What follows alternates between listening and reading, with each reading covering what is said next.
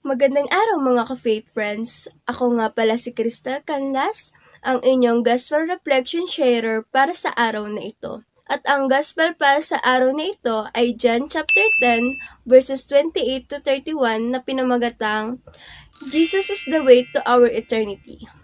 So, let's start! Jesus teaches about the eternity, security of believers, and their relationship with God. He promises to give them eternal life, assuring that they will never perish and that no one can snatch them out of His or the Father's hand. Jesus acknowledged the greatness of the Father, emphasizing His superiority over all. He declares oneness between Himself and the Father, highlighting their unity.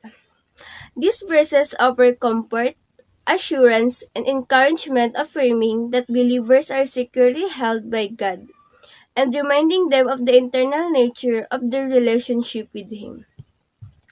These verses convey a message of assurance, protection, eternal nature of the relationship between believers and God through Jesus Christ. They emphasize the unbreakable bond between Jesus and His followers, and the ultimate security found in the hands of God. These reflections invite believers to find comfort, confidence, and encouragement in the unshakable promises of Jesus.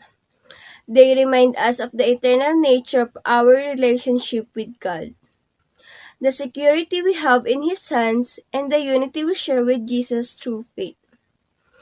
Yun lamang po para sa araw na ito. Para manatili kang updated, please do subscribe on Facebook YouTube channel, download the Facebook app, or you can visit and register to www.facebook.ph. Yun lang, thank you at muli, magandang araw po sa inyong lahat.